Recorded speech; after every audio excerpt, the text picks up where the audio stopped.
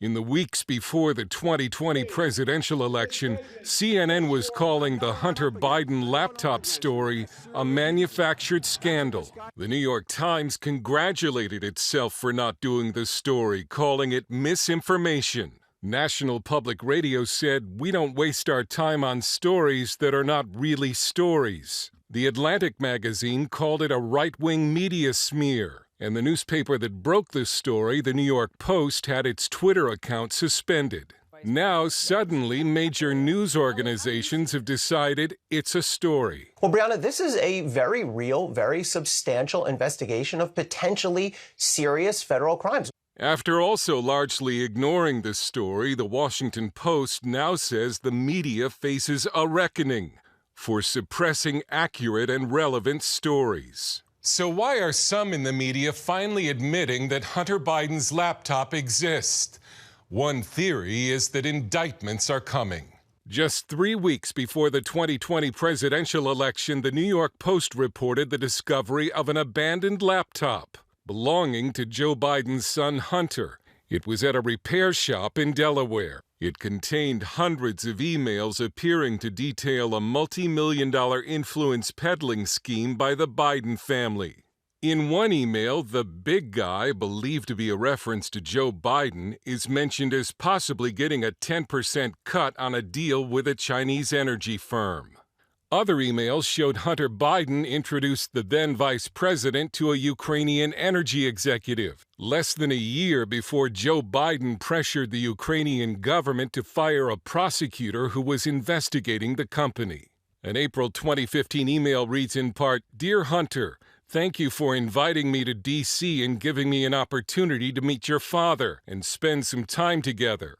Another read, "Don't mention Joe being involved. It's only when you are face to face. I know you know that, but they are paranoid." Former U.S. Attorney Brett Tolman, now the executive director of Right on Crime, told us the Hunter Biden case is a prosecutor's dream, and that if Hunter's last name wasn't Biden, he would have been indicted before the 2020 election.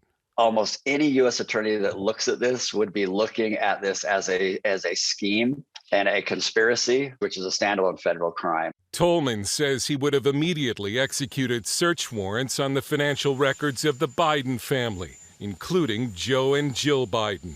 I would have secured FISA warrants, wanted to see, what we were dealing with, what kind of money is coming into an individual that could compromise, the highest levels of our government.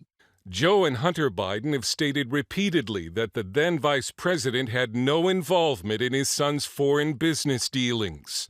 I want to get to the heart of it. Did you and your father ever discuss Ukraine? No. As I said, the only time was after a news account, and it wasn't a discussion in any way. There's no but to this. No, we never did. Your dad said, "I hope you know what you're doing." I hope you know what you're doing. I do? And I said, I do. And that was literally the end of our discussion. The major media narrative now seems to be that while the allegations against Hunter Biden are serious, none of this implicates his father.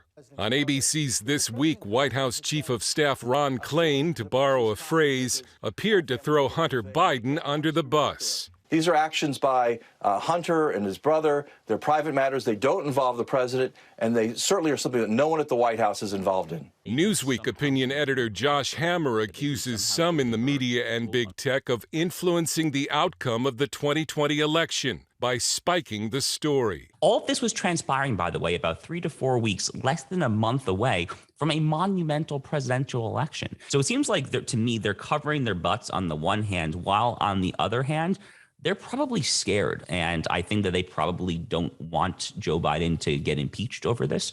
So they're trying to, I think, finagle this kind of middle ground approach. That's my best read of the situation, at least. Award-winning journalist Peter Boyer, who has worked at the New York Times as well as the New Yorker and in television, said media outlets didn't do the story simply because they didn't like it or the effect it could have on the election.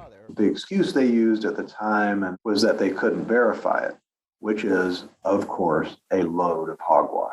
They said, no, we're not going to cover this story. We don't like people who are associated with this story. We're not crazy about the effect this story might have, so we're not going to do it. An equal or bigger scandal than what was found on Hunter Biden's laptop could be how the mainstream media refused to report it until they had to. Dale Hurd, CBN News.